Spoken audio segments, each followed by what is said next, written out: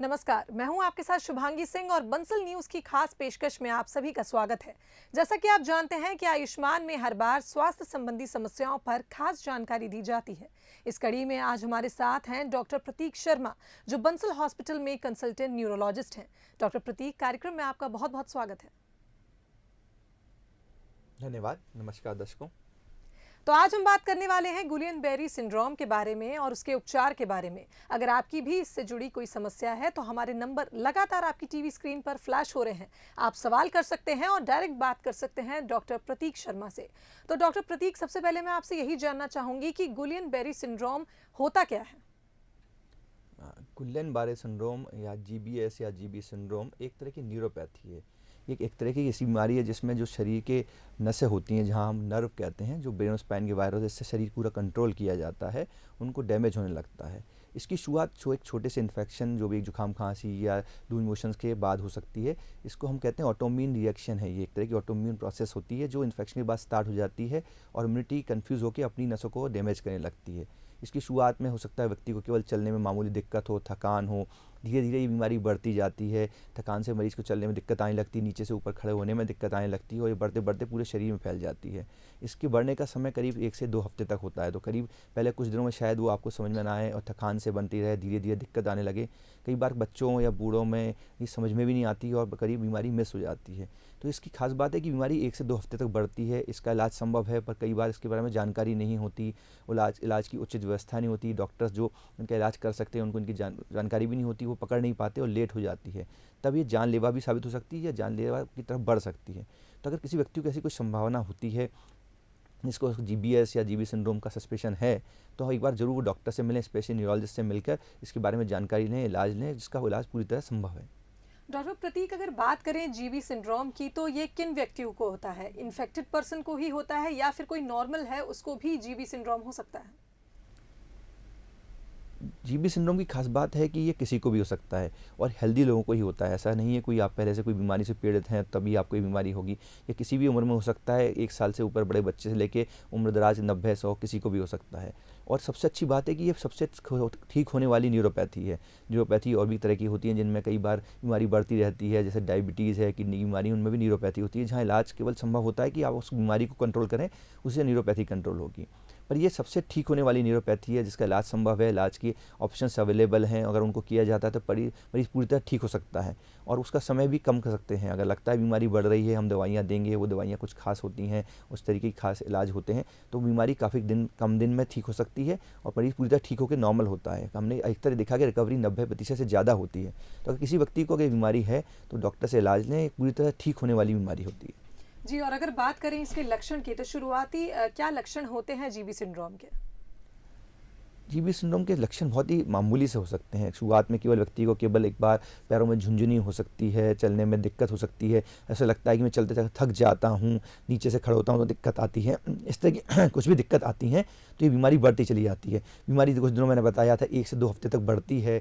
अगर आपको लगता है मैं बढ़ते में दिक्कत बढ़ रही है, मैं खड़ा नहीं हो पा रहा हूँ, अपनी दिनचर्या नहीं कर पा रहा हूँ, अपने कामों में से मेरे पैरों से चप्पल निकल जाती है, या नीचे खड़ने में दिक्कत महसूस करता हूँ, अपने हाथों में कमजोरी महसूस कर रहा हूँ, कपड़े पहनने में महसूस कर रहा हूँ, अपने कपड़ों के बटन नहीं लगा पा रहा हूँ, तो ये सब चीज़ें एक तरह की न्यूरोपैथी या जीबी सिंड्रोम की शुरुआत हो सकती है। इसके लिए कोई ज़रूरी नहीं कि आपको कोई बीमारी हो, बीपी शुगर हो तभी आपको होगा, या अगर आपको कोई इन्फेक्शन चल रहा है, आप बिल्कुल हेल्दी फील कर सकते हैं। आपको जो इन्फेक्शन हुआ होगा, जो प्रीसीडिंग इन्फेक्शन आमतौर पर होता ही है, 30 से 40% केसेस में देखा जाता है, वो पेट का एक मामूली इन्फेक्शन हो सकता है, दस्त लगे हो सकते हैं, हल्का खासा जुकाम हो सकता है जो 2-3 दिन चला हो, हफ्ते 10 दिन निकल चुके हों और उसकी आपने इलाज लेके वो पूर्णतः ठीक हो चुका है, पर उसके बाद शरीर में अचानक से इम्यूनिटी कुछ कंफ्यूज हो जाती है और अपनी नसों को डैमेज करने लगती है। इस तरह ये मैनिफेस्ट हो सकता है। तो अगर आपको इसमें से कुछ भी है, इस तरह कोई भी दिक्कत महसूस कर रहे हैं आप, तो आपको ज़रूर डॉक्टर से सलाह लेनी चाहिए और उसका इलाज लेना चाहिए।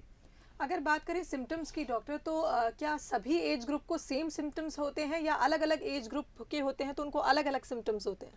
सिम्टम्स एक जैसे होंगे पर शायद हमारा परसेप्शन अलग हो जाएगा कि बच्चा इतना ज़्यादा एक्सप्लेन नहीं कर पाएगा आपको कि उसको पैरों में झुंझुनी हो रही है। वो केवल कहेगा मैं खेलना कम कर देगा। बच्चा अगर कहीं एक्टिविटी कम कर देगा, जल्दी थक कर घर आ जाएगा, शाम को जल्दी सो जाएगा। बच्चों में ये चीज़ें हो सकती हैं। बड़ों में कई बार वो चलने में दिक्कत महसूस कर रहे हैं तो उसको चक्कर का नाम दे सकते हैं कि हमें चक्कर आ रहे हैं, हम चल जा रहे हैं, थक जा रहे हैं, थकान हो रही है, कमजोरी हो रही है। एक बड़ा ही कॉमन वर्ड होता है कि हमें कमजोरी हो रही है, हमें ऐसा लगता है कुछ खाने को दो, कुछ टॉनिक है, खाने की कमी हो रही है। इसलिए कई बार जब बीमारियाँ इसलिए मिस हो जाती हैं, क्योंकि पहले 1-5-7 दिन हो सकता है सिर्फ सिम्टम इसी प्रकार के रहें, नॉन स्पेसिफिक रहें। 6वें 7वें दिन जाके किसी दिन में जल्दी भी आ सकती है दिक्कत, पर लेकिन अगर कमजोरी आती है, जब आपने देखते कि मरीज के पैर बिल्कुल हिलना बंद हो गए हैं, वो खड़ा नहीं हो पा रहा है, तो कई बार हम कन्फ्यूज़ हो जाते हैं कि शायद कमर की नसों में दबाव है, कुछ हड्डी की प्रॉब्लम है, उससे भी कई बार डिले हो जाता है। फिर वो डॉक्टर्स को दिखाते हैं, जब नोटिस में आता है तब तक शायद बीमारी फुल ब्लोन हो जाती है, मरीज बिल्कुल बिस्तर पकड़ लेता है, बिस्तर पर हाथ पैर नहीं चल सकते। और जैसे मैंने कहा कि इस बीमारी का इलाज संभव है, पर अगर आप जितना जल्दी इसमें एक्शन लेंगे, बीमारी को बढ़ने से रोका जा सकता है। अगर बढ़ने से रोकेंगे तो रिकवरी के चांसेस भी बेहतर हो जाएंगे और रिकवरी बेहतर हो जाएगी। कई बार व्यक्ति अगर पूरी तरह बिस्तर पर आ जाता है, सांस पे भी असर आ जाता है, तो जानलेवा भी साबित हो सकती है। तो हमें अगर जब भी लगता है कि अगर बीमारी बढ़ रही है, तुरंत डॉक्टर से सलाह लें। अगर आपके आसपास डॉक्टर संभव नहीं है तो ऐसे सेंटर पर पहुँचें जहाँ इलाज संभव हो, और उसका इलाज लेकर तुरंत से जल्दी इसकी रिकवरी की प्रोसेस को स्टार्ट किया जा सकता है। तो डॉक्टर साहब ने जैसे सिम्टम्स बताए हैं, अगर आपको भी जीबी सिंड्रोम के सिम्टम्स लगते हैं तो आप जल्द से जल्द डॉक्टर से सलाह लें, क्योंकि इसका इलाज संभव है। और जितने भी दर्शक अभी हमारा कार्यक्रम देख रहे हैं, अगर इस विषय से संबंधित आपके कोई भी सवाल हो तो हमारे नंबर लगातार आपके टीवी स्क्रीन पे फ्लैश हो रहे हैं। आप कॉल लगा सकते हैं और सीधा डायरेक्ट बात कर सकते हैं डॉक्टर प्रतीक से। डॉक्टर प्रतीक, अगर हम बात करें जीबीएस की अगर हम बात करें तो इसमें लक्षण अगर दिखते हैं तो इसका डायग्नोस कैसे हमें पता चलता है कि हमें जीबी सिंड्रोम ही है? देखिए, इसकी थोड़ी सी डायग्नोसिस थोड़ी टफ होती है, यानी लिस्ट होती है, आसान नहीं होती है। जैसे मैंने कहा कि हर जगह इसकी शायद संभवता ना हो, पर आपको लगता है कि डॉक्टर्स का और जो ट्रीटिंग डॉक्टर हैं, फैमिली फिजिशियन हैं, उनको लगता है कि चीज़ें इस तरफ जा रही हैं, क्योंकि डायग्नोसिस क्लिनिकली होती है। कुछ कन्फर्मेटरी टेस्ट होते हैं जिससे कन्फर्म हो सकता है, कुछ टेस्ट इसलिए किए जाते हैं कि वो एक्सक्लूजन के लिए किए जा सकते हैं, पर उनकी सबकी व्यवस्था हर जगह अवेलेबल नहीं होगी। तो अगर ऐसा लगता है कि आपको जीबी सिंड्रोम है या उस तरह की कोई दिक्कत है, तो डॉक्टर से पहुँचें, ऐसे सेंटर पहुँचें जहाँ पर MRI की जा सकती हो, क्योंकि कई बार रीढ़ की हड्डी पर सूजन, जिसे हम माइलाइटिस कहते हैं, वो भी ऐसे प्रेजेंट कर सकती है। कई बार हो सकता है कि कुछ तरह की अलग न्यूरोपैथी होती हैं, वैस्कुलैटिक न्यूरोपैथी कहते हैं, वो इस तरह प्रेजेंट कर सकती हैं। इवन एक बीमारी से माइस्थीनिया कहते हैं, उसमें भी थकान होती है, चमड़े में दिक्कत होती है, उसके भी सांस पर अगर इन्वॉल्वमेंट हो जाता है तो भी मरीज दिक्कत आ सकती है। तो कुछ बीमारियां होती हैं जिनमें ऐसा हो सकता है। और एक और बड़ी कॉमन है जो गाँव में काफ़ी चल सकता है, जिसके बारे में हमें जानकारी होती है पर कई बार मिस हो जाती है, स्नेक बाइट कहते हैं। कई बार स्नेक बाइट में भी कई मरीज़ को अगर सर्पदंश हुआ है, उसके बारे में मरीज बता नहीं पा रहा है, या वो भूल गया, या उसको इतना ध्यान नहीं कि कुछ काटा था, किसी सांप ने काटा था, उसकी प्रेजेंटेशन इस तरह की हो सकती है। और कई बार स्कॉर्पियन बाइट्स भी हो सकती हैं जो इस तरह प्रेजेंट कर सकती हैं। अगर कुछ इन्फेक्शंस भी होते हैं तो उसमें मायोसाइटिस होती है, कुछ तरह की मांसपेशियों पर इन्फेक्शन होता है जो इस तरह से दर्द के साथ, कमजोरी के साथ प्रेजेंट कर सकता है। तो अगर आपको लगता है कि अगर इस तरह की कोई दिक्कत है तो आप उस सेंटर पहुँचें जहाँ ये सारी चीज़ों को जानने के लिए, जाँचने के लिए टेस्ट भी अवेलेबल हों और डॉक्टर भी अवेलेबल हों जो इन चीज़ों को इंटरप्रेट करके आपकी सही डायग्नोसिस बना सकें। क्योंकि कई बार डायग्नोसिस लिस्ट होती है, सब टेस्ट करने के बाद भी हमको इसी क्लिनिकल क्राइटेरिया को डिसाइड करना पड़ता है। हमारे क्लिनिकल सेंस को इस्तेमाल करते हैं कि हमने सारी चीज़ें एक्सक्लूड कर दी। कई बार इसको डायग्नोसिस एक्सक्लूजन कहते हैं, सब चीज़ें एक्सक्लूड हो गई हैं, तब यह बीमारी यही है और इसका इलाज तभी दिया सकता है, क्योंकि दवाई कई बार इलाज काफ़ी कॉस्टली भी होता है और उसको देना भी ज़रूरी होता है। तो मरीज़ को हमें देखना होता है कि हम कहीं ऐसा नहीं डायग्नोसिस मिस कर रहे हैं और सही डायग्नोसिस है और उसका हम इलाज दें जिससे मरीज़ ठीक हो सके। बिल्कुल। अगर जीबी सिंड्रोम की बात की जाए डॉक्टर, तो क्या इसमें अगर इसके उपचार की बात की जाए तो क्या कुछ उपचार इसमें, किस तरह से इसको ट्रीट किया जाता है? इसके इलाज के कई ऑप्शन अवेलेबल हैं। जैसे कि हमने कहा पहले कि उसको पहले कंफर्म करें कि ये वो बीमारी है, उसका इलाज दें। सबसे इंपॉर्टेंट इलाज होते हैं, 2 तरह के इलाज होते हैं। जब आपको मालूम है कि जीबीएस है, जीबी सिंड्रोम है और ये बढ़ रहा है, तो इसके 2 इलाज होते हैं। एक होता है प्लाज्मा फेरेसिस, जिसमें एक तरह की हम मरीज में फ़िल्टर करके खून को निकालते हैं, उसमें जो ऑटो एंटीबॉडी बन गई हैं, जो नसों को डैमेज कर रही हैं, उनको हम निकाल देते हैं। इसे प्लाज्मा फेरेसिस कहते हैं। एक तरह का डायलिसिस जैसा ही प्रोसेस है, उसकी मशीन अलग होती है। डायलिसिस मशीन को भी इस्तेमाल, फ़िल्टर चेंज करके इस्तेमाल किया जा सकता है, पर उसके लिए कहीं ना कहीं हमें नेफ्रोलॉजिस्ट की मदद होती है जो डायलिसिस को मशीन को कंट्रोल और हमारी मदद करते हैं, या क्रिटिकल केयर स्पेशलिस्ट की ज़रूरत होती है जो हमारे अस्पताल में अवेलेबल हैं। तो एक प्लाज्मा फेरेसिस होती है, ये 5 साइकिल होती हैं। शरीर में एक कैथेटर लगा के खून निकाल के उसको फ़िल्टर करके वापस डाल दिया जाता है। कुछ चीज़ों की कमी होती है उनको भी पूरा किया जाता है। इसकी 5 साइकिल होती हैं जो 10 दिन तक चलती हैं। तो ये एक तरीका होता है, इसे प्लाज्मा फेरेसिस कहते हैं। इससे भी रिकवरी काफ़ी अच्छी होती है। अगर व्यक्ति को 2-3 से 3 महीने लगने थे, तो अगर हम प्लाज्मा फेरेसिस करते हैं तो उसकी रिकवरी का समय करीब आधा हो जाता है और व्यक्ति जल्दी ठीक हो सकता है। दूसरा इलाज का तरीका होता है जिसे कहते हैं IVIG या इंट्रावीनस इम्यूनोग्लोबिन। अभी प्लाज्मा थेरेपी के बारे में सभी लोगों ने काफ़ी सुना, जिसमें कोरोना के दौरान इसका इलाज किया गया था। उसी तरह से एक खास प्लाज्मा जो मरीज़ को इस तरह के लिए बनाया जाता है, डोनर से लेते हैं और जो खास एंटीबॉडी हैं उनको इकट्ठा करके फ़िल्टर करके वो बनाया जाता है और वो इम्यूनोग्लोबिन हमको दिया जाता है व्यक्ति को, जिससे वो एंटीबॉडी जो शरीर के अंदर बन गई हैं उनको ये नलीफाई कर देते हैं और नसों पर जाके वहाँ से हटा देते हैं। पर इस समय भी लगता है इसका भी थोड़ा कॉस्ट थोड़ी ज़्यादा होती है, क्योंकि व्यक्ति के लिए स्पेशली इम्यूनोग्लोबिन प्रिपेयर किया गया है। उसके भी 5 दिन की थेरेपी होती है, इससे भी रिकवरी की काफ़ी अच्छी उम्मीद होती है। दोनों ही इलाज एट पार हैं, दोनों से रिकवरी की उम्मीद बेहतर हो जाती है। दोनों चीज़ों से बीमारी को बढ़ने से रोकते हैं, इससे बेहतर रिकवरी की जा सकती है। जी डॉक्टर, इसी बीच हमारे एक कॉलर जुड़ गए हैं गुना से, किश्वर जी। किश्वर, आप सवाल कर सकते हैं डॉक्टर से। जी किश्वर, आप सवाल कर सकते हैं डॉक्टर से। जी हाँ नमस्कार डॉक्टर। नमस्कार, बताइए बताइए, सवाल बताइए अपना। डॉक्टर मैं गुना से बोल रही हूँ। डॉक्टर मेरे बीच सीने से लेके और पीछे लेफ्ट हाथ के पीछे कंधे के पास तक नस में दर्द होता है डॉक्टर। तो ब्रेस्ट में भी चमक आती है और सर की और एक भारी बीप के फेंका था जब से वो झटका लगा था नस में। तो डॉक्टर वो ऐसी तकलीफ देने लगती है, कोई भी हार्ड वर्क करो तो आगे भी दर्द करती है और पीछे भी कंधे के पास लेफ्ट साइड कंधे में दर्द करती है और लेफ्ट ब्रेस्ट में भी चमक चलने लगती है थोड़ी थोड़ी देर में डॉक्टर। अभी आपने इसका कुछ इलाज लिया है? जी इसके लिए कुछ इलाज लिया है अभी आपने? किसी डॉक्टर को दिखाया है? जी डॉक्टर। कोई दवाई ली है अभी आपने इस सब के लिए? जी डॉक्टर अभी तो कोई दवा नहीं ले रही हूँ। कोई बात नहीं, हम आपको कुछ सलाह देते हैं। देखिए, आपको जो बीमारी लग रही है वो गर्दन की नसों में दबाव, जैसे हम सर्वाइकल रेडिकुलोपैथी कहते हैं, गर्दन की नसों में दबाव, जिसका कारण गर्दन की नसों में ऑस्टियोफाइड से हड्डी का घिस के नसों को दबाना या डिस्क कोलैप्स हो सकता है, इसे हम सर्वाइकल स्पॉन्डिलोलिस्थेसिस कहते हैं। जिस तरह बताने से इनके काफ़ी हिस्से में दर्द हो रहा है, नसों हाथ में दर्द जा रहा है जो कभी असहनीय होता है, क्योंकि नर्व का पेन हमेशा थोड़ा अलग होता है। नॉर्मल होने वाले दर्द वो हमेशा मस्कुलोस्केलेटल पेन होते हैं जो हड्डी और मसल से आते हैं, पर इस तरह के पेन बड़े ही पेनफुल होते हैं, समझ में नहीं आते, करंट जैसा दौड़ जाता है, व्यक्ति हाथ चला नहीं पाता कुछ सेकंड, और बीच बीच में रह के होता है, रात में थोड़ा ज़्यादा होता है। तो इनको हम यही सलाह देंगे कि अपने आसपास अगर गुना में अगर व्यवस्था है तो ठीक है, नहीं तो भोपाल आकर हमें दिखाएं। वंश अस्पताल में MRI करनी होगी, इनकी दवाइयाँ देनी होंगी, इससे पूरी रूप से ठीक हो सकती हैं। नसों में दबाव है उसके लिए दवाई दी जाएगी, और हमारी ये सलाह होगी एक बार आकर दिखाएं भोपाल में, तो हम उनके लिए पूरा तरह से इलाज मुहैया करा सकते हैं।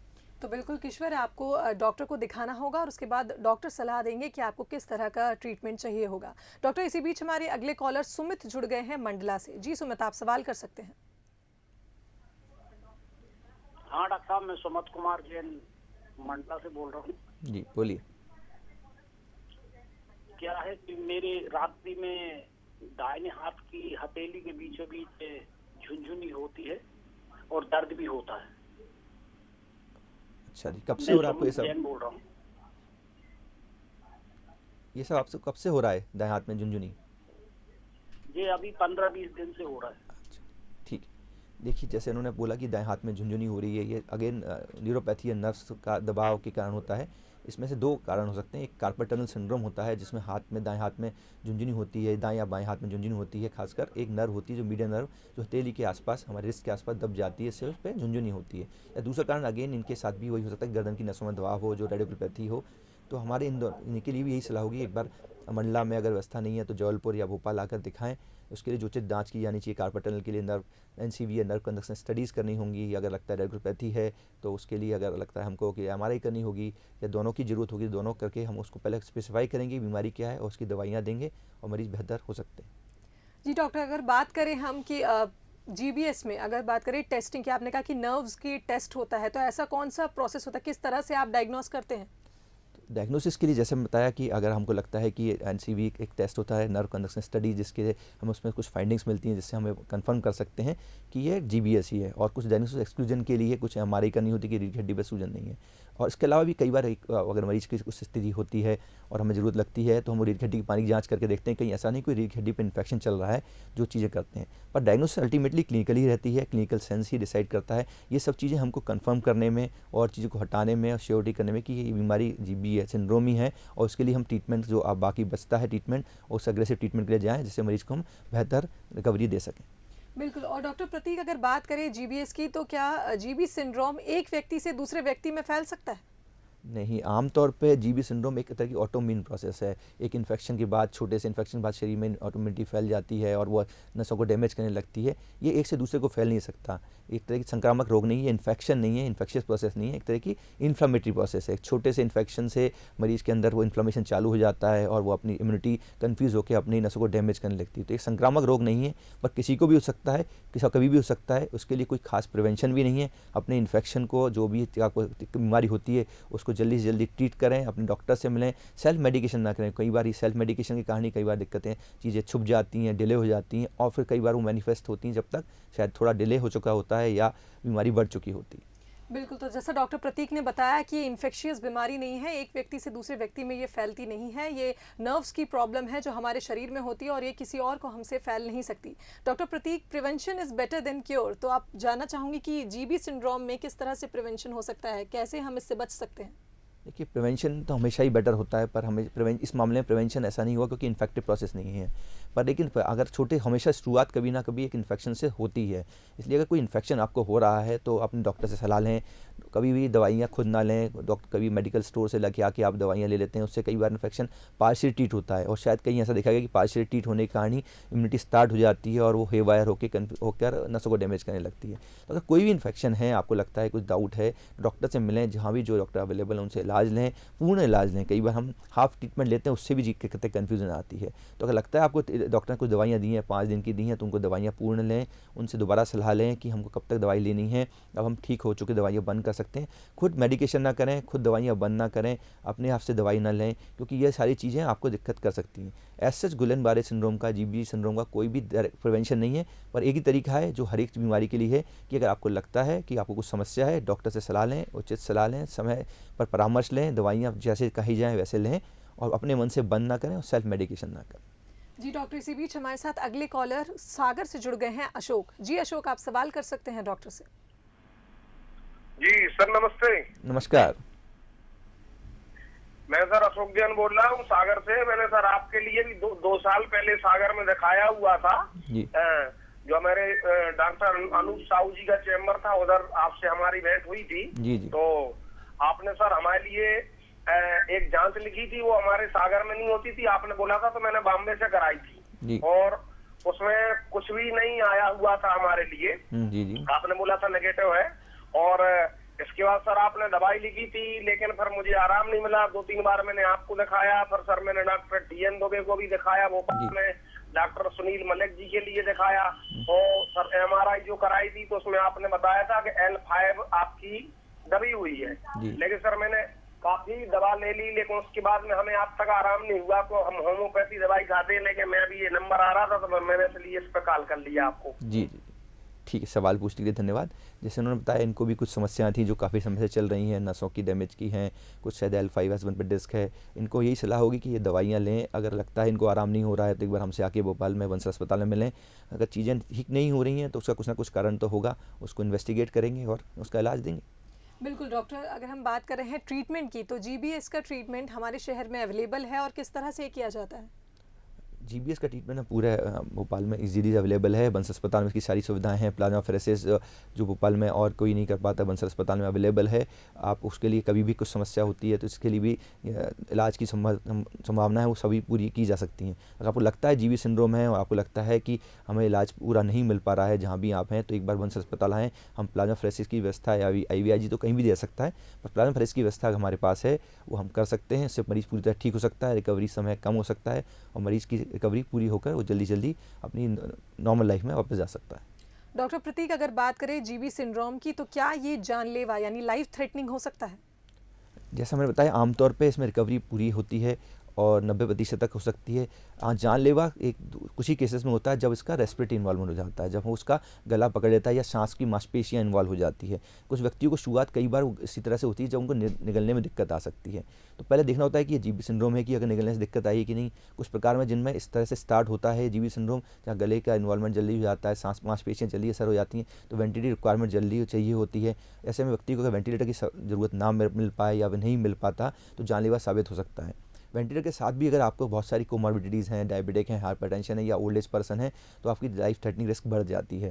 क्योंकि जैसे ही आप वेंटिलेटर पर रहते हैं, मांसपेशियाँ इन्वॉल्व हो जाती हैं सांस की, तो इन्फेक्शन रिस्क बढ़ जाती है। आमतौर पे GB syndrome itself life threatening नहीं होता, पर आपको इन्फेक्शन प्रोन बना देता है। अगर आपको लॉन्ग टर्म वेंटिलेटर रिक्वायरमेंट होती है, वेंटिलेटर पर रहते हैं, तो चेस्ट इन्फेक्शन बढ़ने लगते हैं, उससे आपकी लाइफ थ्रेटनिंग रिस्क बढ़ सकती है। पर आमतौर पर 90% से लेकर 95% तक इसकी रिकवरी पूरी तरह संभव है।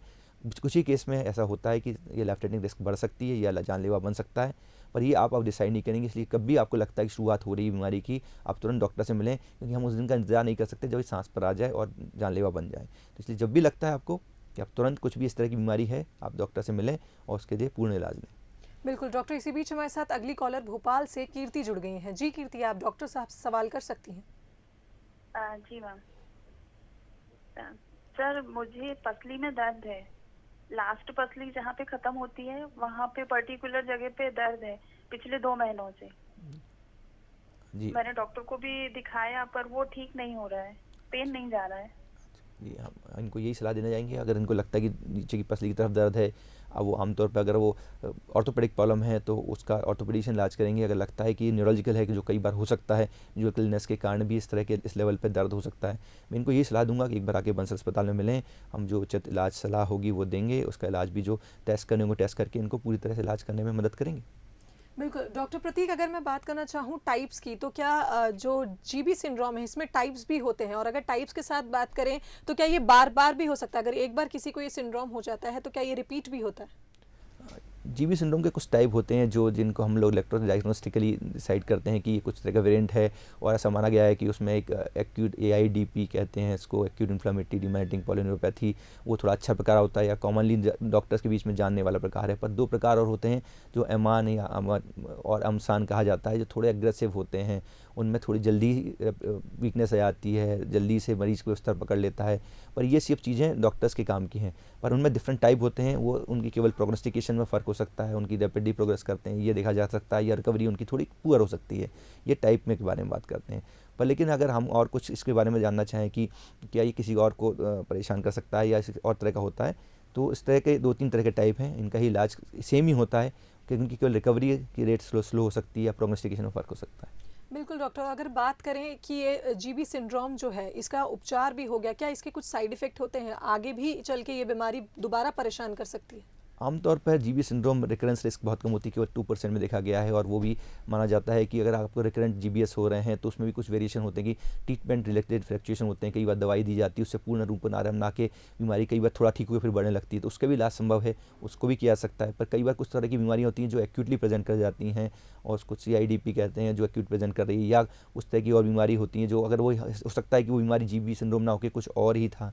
तो अगर ऐसा लग रहा है कि आपको बार बार जीबी सिंड्रोम जैसी बीमारी हो रही है तो वो जीबी सिंड्रोम है या नहीं, वो क्लासिकल या कुछ और है, ये देखना चाहिए, डॉक्टर से सलाह लेनी चाहिए। आपको लगता है कि वहाँ पर जहाँ आप इलाज कर रहे हैं वहाँ सही बात नहीं इलाज मिल पा रहा है, तो एक बार आप उनको सेकंड ओपिनियन जरूर लेना चाहिए। बिल्कुल डॉक्टर, इसी बीच हमारे अगले कॉलर मोहन जुड़ गए हैं इंदौर से। जी मोहन, आप सवाल कर सकते हैं डॉक्टर प्रतीक से। ठीक सर। हाँ डॉक्टर साहब नमस्कार। नमस्कार। सर जी मोहन, आप सवाल करें। पिछले 20 साल से चेस्ट में पेन होता है, इको भी करवा ली, TMT भी करवा ली है, और टोटल नॉर्मल आ रही है। तो चेस्ट पेन के लिए क्या करूँ सर? इन 2 भी डॉक्टर अनिरुद्ध व्यास को भी दिखा दिया, मेट्रा का बॉम्बे भी दिखा। ठीक है, सवाल पूछने के लिए धन्यवाद। जैसे मैंने बताया इनको चेस्ट पेन हो रहा है जिसका कोई कार्डियोलॉजिकल रीज़न नहीं मिल रहा है, तो एक बार मेरा यही सलाह होगी कि अपने आसपास के न्यूरोलॉजिस्ट से मिलें। कई बार नसों के दबाव या इस तरह की प्रॉब्लम भी होती है जो इस तरह से परेशान कर सकती है, तो मेरा यही होगा कि अपने आसपास के न्यूरोलॉजिस्ट से मिलें, इसके लिए प्रॉपरली इन्वेस्टिगेट हों, और उसका जो कारण होगा न्यूरोलॉजिकल होगा, अगर नहीं ज़रूरत होती है और भी कोई कारण होगा वो ढूंढ कर उसका इलाज किया जा सकता है। डॉक्टर प्रतीक, एक मुख्य सवाल, और मुझे लगता है कि ये मिथ जो था ये दूर हुआ है, वो है कि कोरोना वायरस और जीबी सिंड्रोम जो है, क्या कोरोना वायरस और जीबी सिंड्रोम में कोई कनेक्शन है? क्या कोई जीबी सिंड्रोम का अगर मरीज है उसको कोरोना वायरस ज़्यादा जल्दी पकड़ेगा?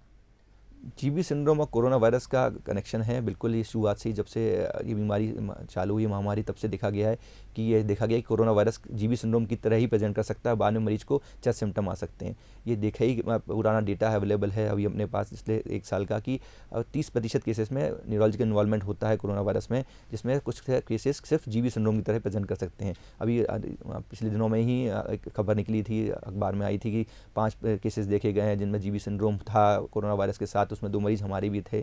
तो इस तरह के प्रेजेंट कर सकता है। ऐसा भी हो सकता है सिर्फ जीबी सिंड्रोम की तरह प्रेजेंटेशन हो और बाद में उसको कुछ ऐसे सिम्टम आए और कोरोना की तरह देखे। और कुछ मरीजों हमारे जो मरीजों में हुआ था उनको कोरोना वायरस इन्फेक्शन हुआ था, वो ठीक हो गए थे, और उसको निगेटिव होने के बाद उनको ये पूरे इन्फेक्शन आए।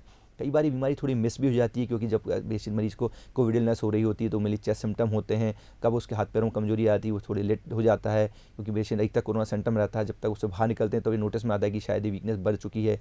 कई बार मरीज वेंटिलेटर पर रहता है तो हाथ पैरों का मूवमेंट उतना नोटिस में नहीं आता कि उतना कम होता चला जा रहा है। जब वेंटिलेटर से बाहर आता है, ICU से बाहर आता है, तब ये बीमारी देखी गई है। हमारे जो 3, 4, 5 मरीज देखे हैं हम लोगों ने, उनमें से 2 तो ठीक होकर जा चुके हैं, एक ऑलमोस्ट ठीक हो रही है और अभी डिस्चार्ज के लिए ऑलमोस्ट तैयार है। कुछ पेशेंट OPD के बेस पर ही ठीक हुए हैं, पर सभी में ये देखा गया कि कमजोरी आई कोरोना के वायरस के बाद, चांसेस ज़्यादा हैं। इवन सिर्फ एक, जैसा मैंने बार बार बोल रहा हूँ कि जीबी सिंड्रोम की तरह ही प्रेजेंट कर सकता है और बाद में मरीज को सिम्टम आ सकते हैं। पर आपको कोरोना का वायरस का इन्फेक्शन है और कुछ आपको कमजोरी लग रही है, झुंझुनी लग रही है, आप चलने में दिक्कत महसूस कर रहे हैं, जो आपकी नॉर्मल थकान से, जनरलाइज वीकनेस से ज़्यादा है, आपको लगता है पकड़ ढीली हो रही है, बटन लगाने में दिक्कत हो रही है, या मेरे को निगलने में दिक्कत हो रही है, चेहरे पे वीकनेस है, मुंह पे टेढ़ापन है, और आपको पहले कोरोना वायरस था या अभी भी नहीं है, और कुछ सिम्टम ऐसे हैं जो साथ में कोरोना जैसे हो सकते हैं, जिसमें माइल्ड जुकाम खांसी है, और आपको ऐसा कुछ हो रहा है तो तुरंत डॉक्टर से सलाह लें, अपना इलाज लें, क्योंकि अगर आप जितनी जल्दी बीमारी को पकड़ेंगे, ट्रीट करेंगे, उतनी बेहतर रिकवरी हो पाएगी। बिल्कुल डॉक्टर प्रतीक, आप हमारे कार्यक्रम में आए और जीबी सिंड्रोम के बारे में आपने तमाम जानकारी दी, इसके लिए आपका बहुत बहुत धन्यवाद। धन्यवाद। तो इसी के साथ हमारी खास पेशकश में फिलहाल इतना ही। कल फिर हाजिर होंगे एक नई स्वास्थ्य संबंधी समस्या को लेकर, साथ ही बताएंगे उसके उपाय। दीजिए इजाजत, नमस्कार।